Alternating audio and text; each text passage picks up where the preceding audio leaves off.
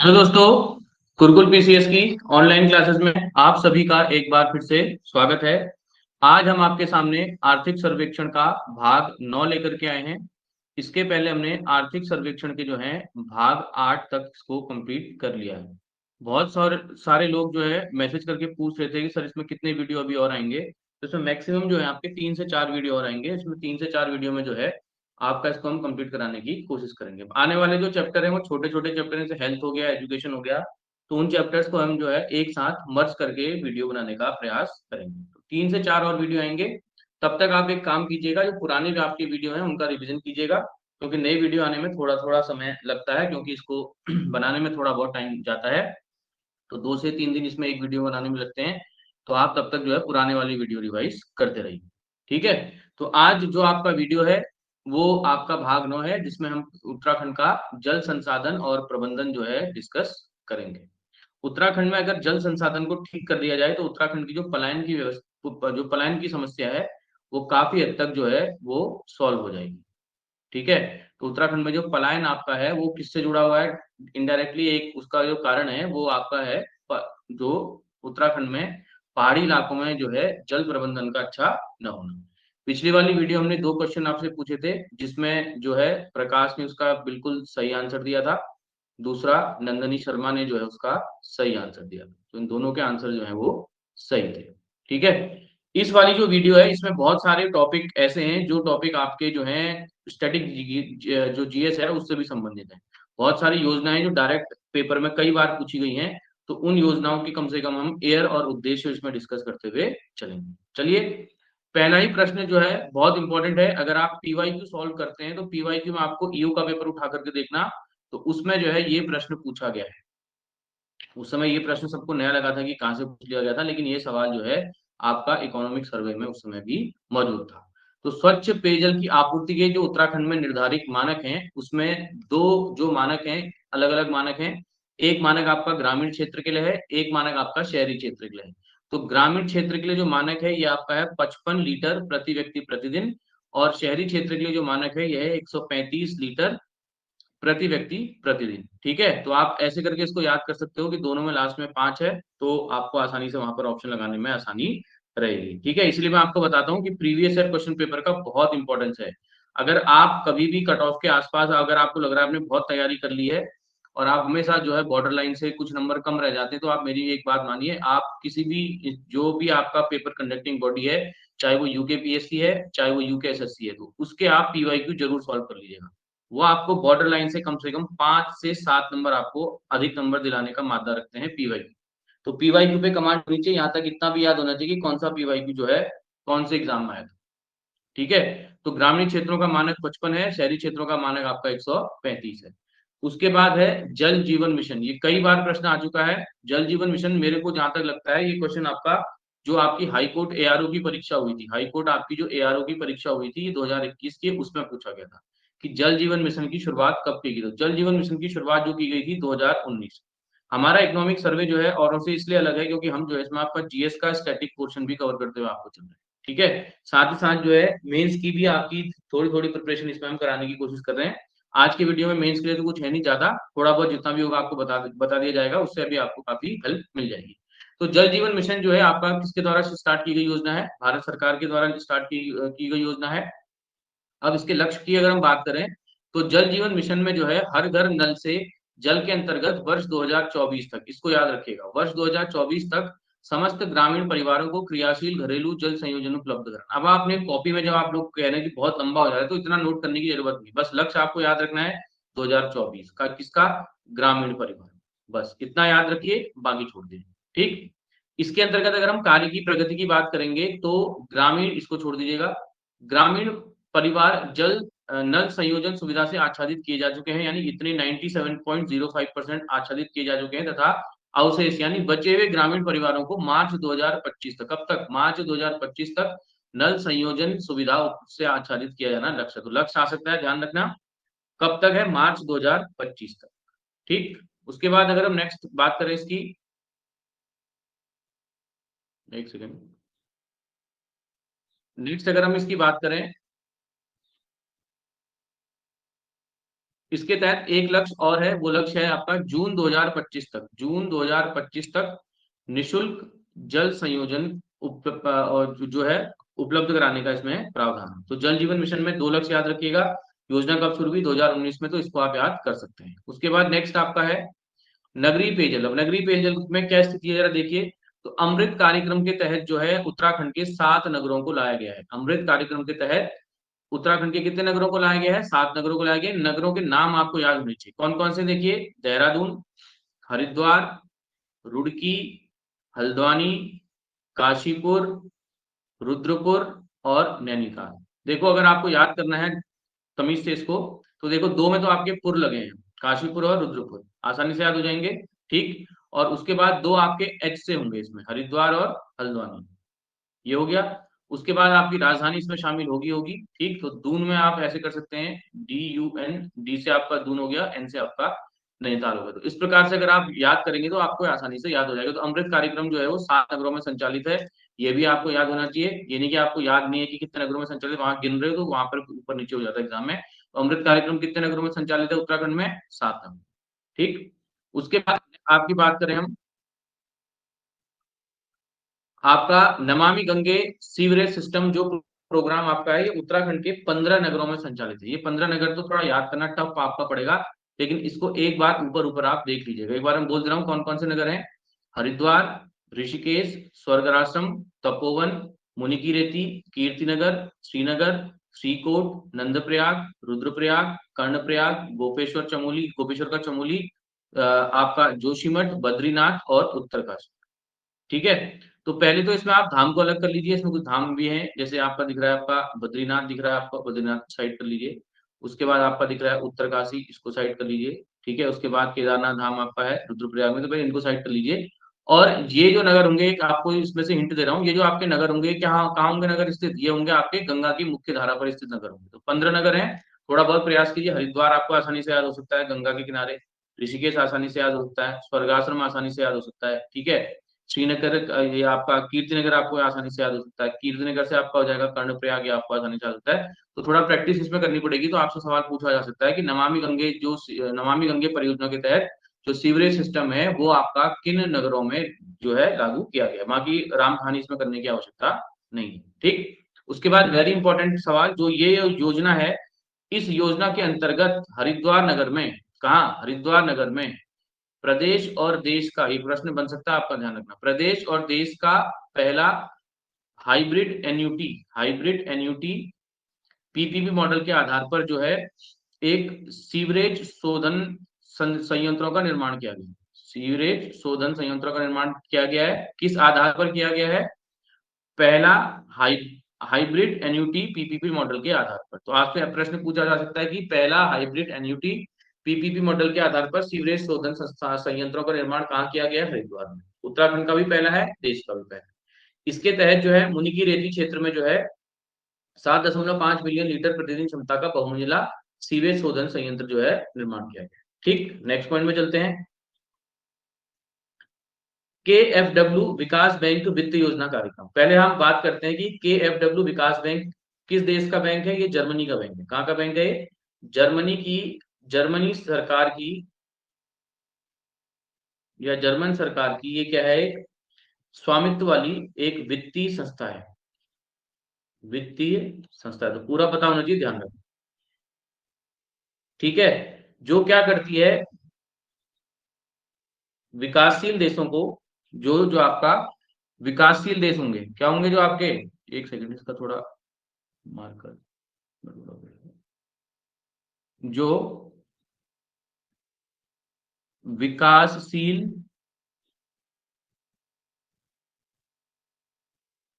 देशों को सतत विकास हेतु, सतत विकास हेतु वित्तीय सहायता प्रदान करते हैं। ठीक है, तो आपसे ये प्रश्न पूछा जा सकता है, KFW विकास बैंक किस देश का है? जर्मनी का है। जो आपका क्या करेगा? विकासशील देशों को जो है सतत विकास के लिए जो है वित्तीय सहायता उपलब्ध कराएगा।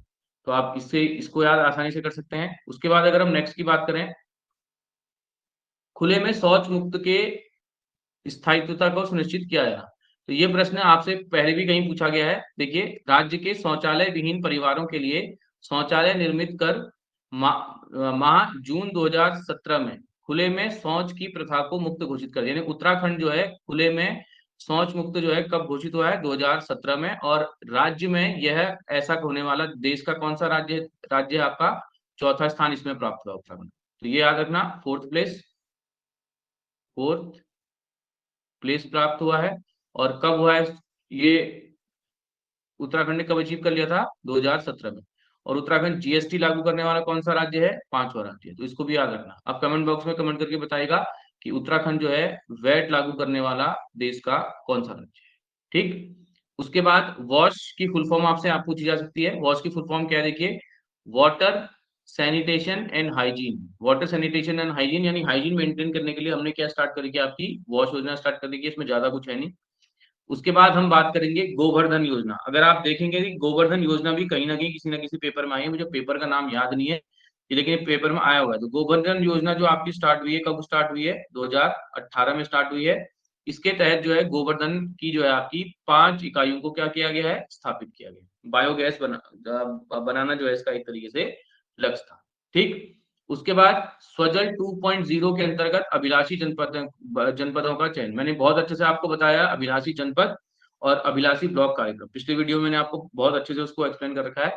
तो चलिए अभी इस पे बात करते हैं। स्वजल 2.0 के अंतर्गत जो है अभिलाषी जनपद चयन योजना, ये जो चयन योजना है वो आपकी किन 2 डिस्ट्रिक्ट में लागू की गई है? एक हरिद्वार में लागू की गई है, एक कहाँ लागू की गई है? उधम सिंह नगर। तो इसके तहत स्वजल 2.0 के तहत अभिलाषी जनपदों का चयन किया गया है। आपसे डायरेक्ट सवाल पूछा सकता है, कौन से जनपद है आपके? हरिद्वार और यूएस। ठीक। बाकी कुल 12 सौर ऊर्जा चलित मिनी पंपिंग पेयजल योजना निर्धारित की गई है। ये भी कहाँ की गई है? हरिद्वार और यूएस। उसके बाद महत्वपूर्ण गतिविधियां कौन कौन सी हैं? देखिए, 17 सितंबर 2024 से 2 अक्टूबर 2024 के मध्य स्वच्छता ही पखवाड़ा सेवा। ये प्रश्न आपसे आ सकता है। स्वच्छता ही पखवाड़ा सेवा कार्यक्रम चलाया गया था। ठीक। स्वभाव, स्वच्छता, संस्कार और स्वच्छता। ठीक। पखवाड़ा राज्य और जिले के विभिन्न स्तरों पर लागू किया गया। उत्तरकाशी में किसके द्वारा? नव युवक मंगल दल के द्वारा। किसके द्वारा? नव युवक मंगल दल के द्वारा।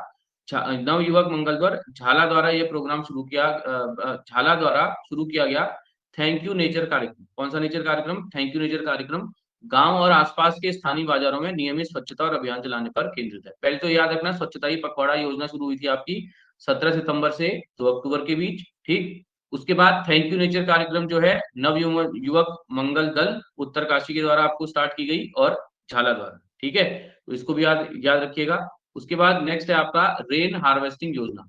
जो रेन हार्वेस्टिंग योजना में उत्तराखंड में जो है, देखिए, उत्तराखंड जल संस्थान द्वारा वर्षा जल के संग्रह हेतु प्रथम प्रयास उत्तराखंड जल संस्थान मुख्यालय जल भवन देहरादून में किया गया। यानी रेन वाटर हार्वेस्टिंग के द्वारा जो है रेन वाटर हार्वेस्टिंग का पहला जो प्रयास किया गया है वो प्रयास कहाँ किया गया है? आपका उत्तराखंड जल संस्थान। कमेंट बॉक्स में कमेंट करके बताइएगा उत्तराखंड जल संस्थान की स्थापना कब हुई। ठीक है, ये स्थापना जो है कमेंट बॉक्स में कमेंट करके बताइए। ठीक। उसके बाद आपकी है राज्य जल नीति। जो आपकी राज्य जल नीति है ये आपकी लागू की गई है 20/12/2019। डेट भी याद रखिएगा इसकी। ठीक है, बाकी इसकी डिटेल में नहीं जाएंगे हम। राज्य जल नीति आपकी लागू की गई है 20/12/2019। अब ध्यान रखना, वहां पर ऑप्शन आपके पास ऐसे आएगा, देखो 2017 है, 2018 है, 2019, 2020। ठीक है, या तो आप इसको जल जल जीवन मिशन से याद करना कि जल जीवन मिशन भी आपका 2019 में है। लेकिन अगर जल जीवन मिशन भी 2019 में याद नहीं आएगा तो कैसे याद करना है? देखो, जल जो निकलता है किससे निकलता है? नल से। नल मतलब नो, नल मतलब नो। तो ये सीधे सीधे यहाँ पहुंच जाओगे। तो आपका एग्जाम में प्रश्न गलत होने की संभावना जो है कम हो जाएगी। ठीक है, बाकी जो जल नीति है इसके उद्देश्य वगैरह करने की आवश्यकता नहीं है। उसके बाद नेक्स्ट में है आपका सिंचाई सुविधाओं हेतु आधुनिक तकनीकों का प्रयोग। इसके इस क्रम में जो है नलकूप कार्यक्रम और एवं लघु डाल निर्माण की योजनाओं में बस आपको याद रखना है कि स्प्रिंकल सिंचाई का प्रयोग किया जा रहा है। कहाँ? देहरादून, चमोली और पौड़ी में स्प्रिंकल सिंचाई आधारित लिफ्ट स्कीम शुरुआत की गई है। स्प्रिंकल सिंचाई आधारित लिफ्ट स्कीम शुरुआत की गई है। जो स्प्रिंकल सिंचाई होती है इसमें पानी को जो है नोजल्स के माध्यम से, पाइपों और नोजल्स के माध्यम से जो है स्प्रिंकल किया जाता है, छिड़काव किया जाएगा। एक नोजल होगा, एक घूमता रहेगा, इस प्रकार से आपका छिड़काव किया जाएगा। तो जीएस पेपर 1 का भी पार्ट पार्ट है आपका, 3 का भी ये पार्ट है, ठीक। तो वहां पर जो है कई प्रकार की जो है योजनाएं पूछी ये सिंचाई जो परियोजनाएं हैं, पद्धतियां हैं, वो आपसे पूछी जाती है। तो याद रखना कहाँ कहाँ, देहरादून, चमोली और पौड़ी। डीसीपी याद करना, डीसीपी तो आपको आसानी से याद होगी, ठीक। उसके बाद नेक्स्ट है आपका है वर्षा जल संग्रहण को प्रोत्साहन। इसके तहत कुछ परियोजनाएं हैं। एक आपकी है जमरानी बांध, जमरानी बांध बहुउद्देशीय परियोजना। यह आपकी जो है उत्तराखंड और उत्तर प्रदेश के बीच जो है एक परियोजना है, ठीक है। जरा इसका कमेंट बॉक्स में कमेंट करके बताइएगा कि इसका जो है शिलान्यास कब किया गया था, इसका शिलान्यास कब किया गया था, ठीक। आजकल चर्चा में है, कौन सी नदी पर है, गौरा नदी पर है। निर्माण कार्य जो इसका पूरा किया जाएगा वो कब किया जाएगा, मार्च 2029 तक प्रस्तावित है। उसके बाद आपकी है सौंग बांध पेयजल परियोजना।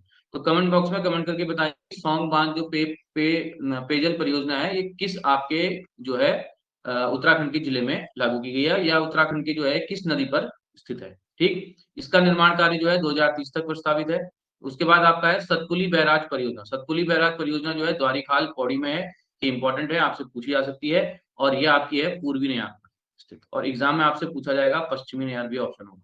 तो ध्यान रखना, अभी जो मैं चीजें बता रहा हूँ आपके एग्जाम हॉल में काम आएंगी। तो ये आपका स्थित आपका पूर्वी नयार, ठीक। उसके बाद master drainage plan. Master drainage plan जो है उत्तराखंड के 17 शहरों में शुरू किया गया। कितने शहरों में शुरू किया गया है, 17 शहरों में शुरू किया गया है।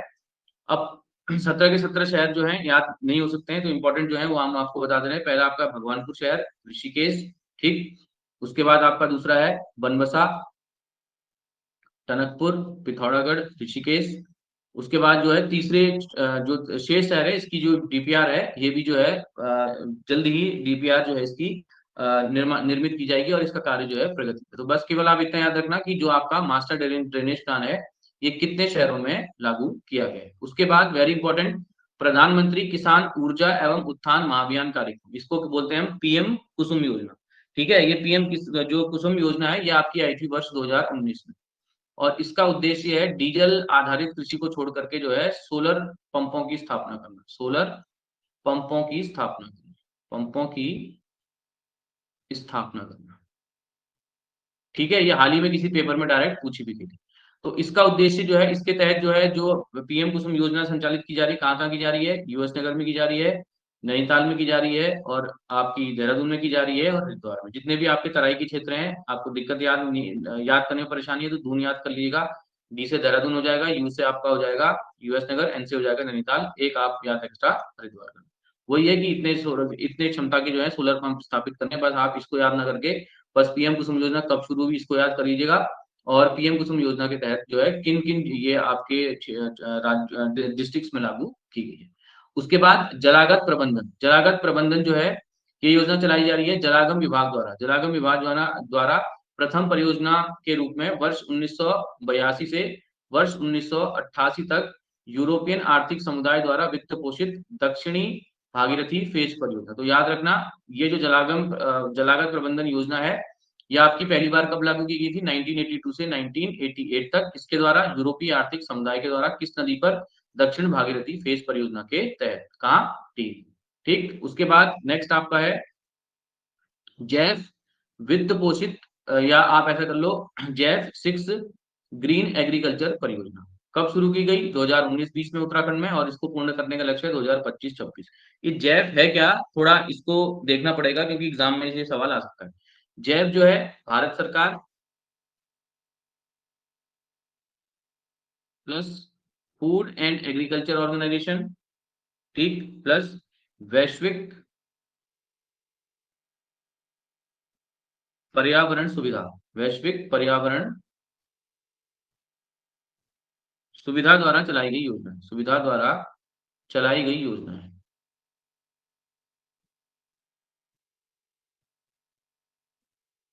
ठीक है। इसका जो उद्देश्य है वो उद्देश्य इसका है कृषि को पर्यावरण के अनुकूल बनाना, पर्यावरण के अनुकूल बनना, ये आप इसको याद रखिए, ठीक है। और जो जैव योजना है ये 5, यहाँ पे लिख दे रहा हूं मैं, जो जैव योजना है ये भारत के जो है 5 राज्यों में लागू है। Madhya Pradesh plus Mizoram plus Orissa plus Uttarakhand plus Rajasthan. और उत्तराखंड के कौन से क्षेत्रों में लागू है ये? पर्वतीय क्षेत्रों में। ठीक है, तो इंपॉर्टेंट है, ध्यान रखना। कमेंट बॉक्स में कमेंट करके ये भी बताइएगा कि जो FAO है इसका गठन कब किया गया। ठीक, उसके बाद जो है लास्ट आपका है विश्व बैंक पोषित जलवायु अनुकूल बारानी कृषि परियोजना। पहले तो देखें बारानी कृषि क्या होती है। बारानी कृषि जो आपकी होती है, या बारानी सिंचाई जो आपकी होती है, वो पूर्णतः किस पर आधारित होती है? पूर्णतः वर्षा पर आधारित होती है। आपसे कभी GS में ये प्रश्न पूछा जा सकता है। ठीक, बारानी सिंचाई की अगर हम बात करें तो राज्य में विस्तृत बारानी कृषि क्षेत्र पर स्थानीय कृषकों की निर्भरता को दृष्टिगत करते हुए राज्य के चयनित भूदृश्य क्षेत्रों में वर्षा आधारित पर्वतीय प्रणाली को जलवायु अनुकूल उत्पादन प्रणाली के आधार पर विकसित करना। यानी जो पर्वतीय कृषि है हमारी, जो वर्षा पर आधारित है, उसको जलवायु अनुकूल उत्पादन प्रणाली के रूप में विकसित करना। ठीक है, ये इसका है। और जो बारानी कृषि परियोजना है किसके द्वारा पोषित की गई है? World bank. ये बहुत इंपॉर्टेंट क्वेश्चन बन सकता है कि उत्तराखंड में जो बारानी कृषि परियोजना है उसका वित्त पोषण कौन कर रहा है? कौन कर रहा है? विश्व बैंक। ठीक है, परियोजना के घटक इंपॉर्टेंट नहीं है तो इसको आप छोड़ दीजिए। ठीक, उसमें लैंग्वेज भी काफी टफ दी गई है, फिर बाद में कभी मेंस के लिए इसको हम करा। ठीक है, उसके बाद हमारे जो वीडियो वीपीडीओ के नए बैच स्टार्ट हो गए हैं, तो आप यहाँ पर आप ज्वाइन कर सकते हैं वीडियो वीपीडीओ के नए बैच। और अपर पीसीएस की मुख्य परीक्षा और लोअर की मुख्य परीक्षा के लिए बैचेस जो हमारे चल रहे हैं, तो आप यहाँ पर जो है हमसे संपर्क कर सकते हैं। ये हमारे कॉन्टैक्ट आपके नंबर हैं। अगली जो वीडियो आपकी आएगी उसमें हम 2-3 चैप्टरों को मर्ज करके बना देंगे। और ये हमारा free test series, free PDF का जो है एक टेलीग्राम चैनल है, आप इसको भी जो है ज्वाइन कर सकते हैं। तो अगर आपको वीडियो अच्छी लगे, लाइक शेयर और सब्सक्राइब कीजिए। और थोड़ा सा आपसे निराशा हमें आज लगती है कि आप लोग जो है वीडियो को लाइक करने में जो है कंजूसी कर रहे हैं, और दूसरा जो है कमेंट वगैरह आप लोग कम करते हैं। ठीक है, अगर आपका जो रिस्पांस अच्छा रहा, इसमें अभी कुछ वीडियो बची हैं, तो हम जो है जो आपका अपर पीसीएस मुख्य परीक्षा, लोअर पीसीएस मुख्य परीक्षा के लिए हिंदी का सेक्शन भी इसमें स्टार्ट करेंगे। कुछ पोर्शन हिंदी का करा देंगे, और कुछ पोर्शन आपका जो है इसमें वीडियो वीडियो का जो आर्ट एंड कल्चर का पोर्शन है, जो बच्चों को परेशान कर रहा है, तो उसके भी जो आपको इसी प्रकार से प्रिपरेशन करवा दें। धन्यवाद।